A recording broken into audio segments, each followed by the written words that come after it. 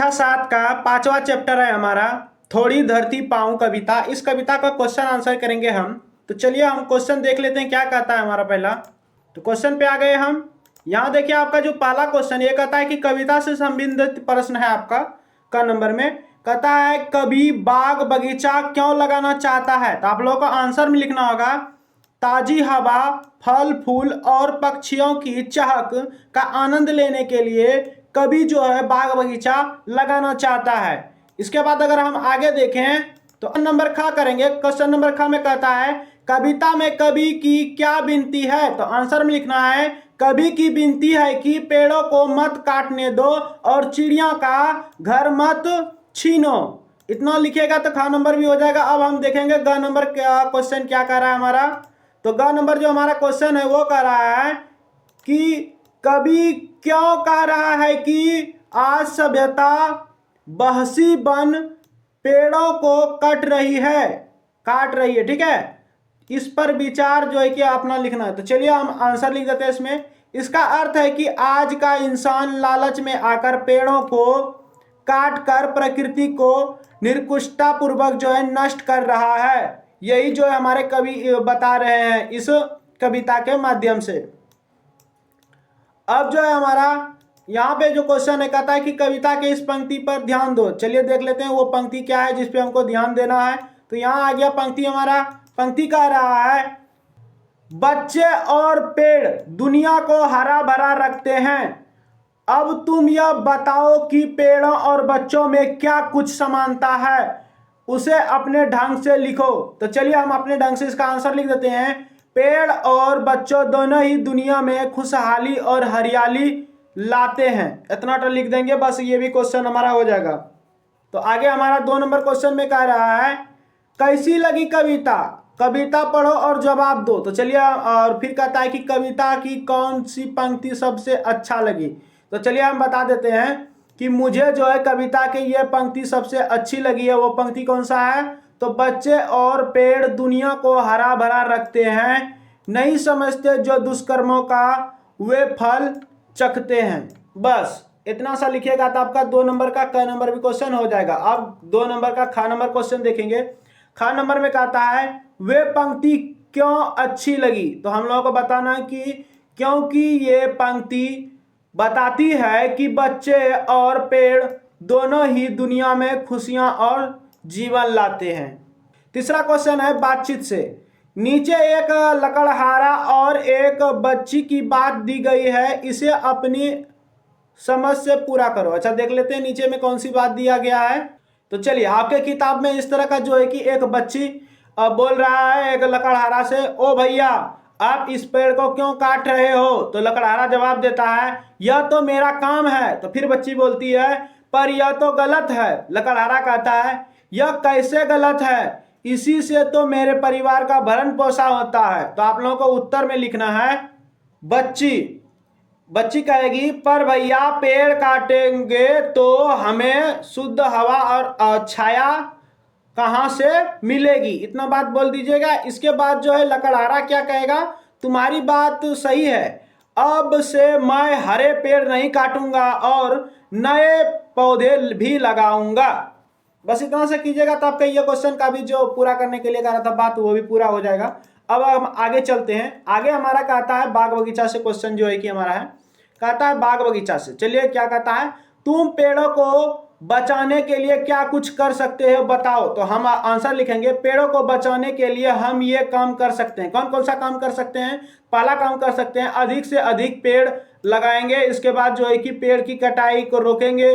फिर पौधों को समय समय पर पानी देंगे।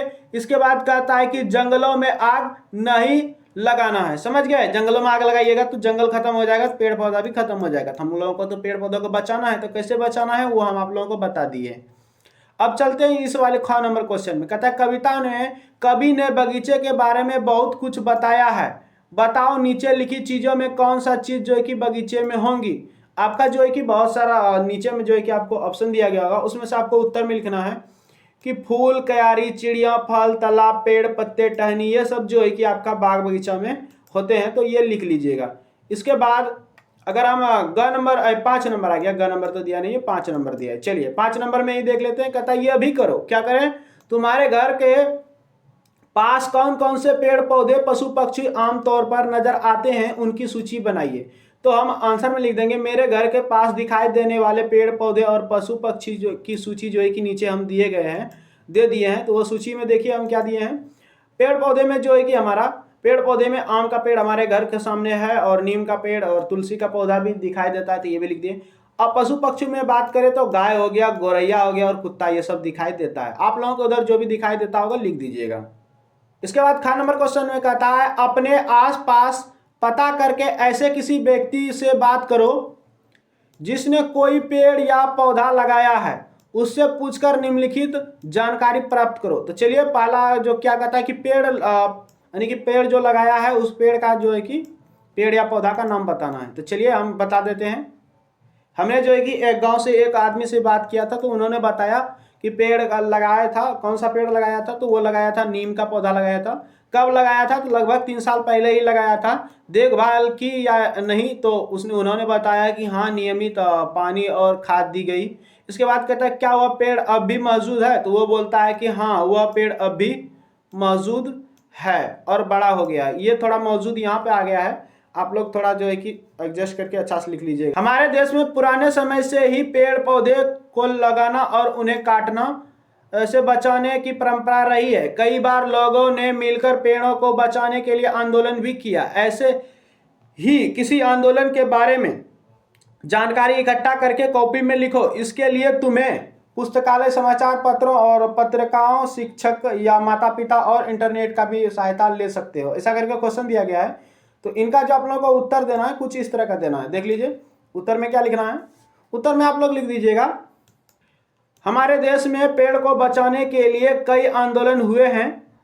उनमें से एक प्रसिद्ध आंदोलन जो है आपका चिपको आंदोलन था।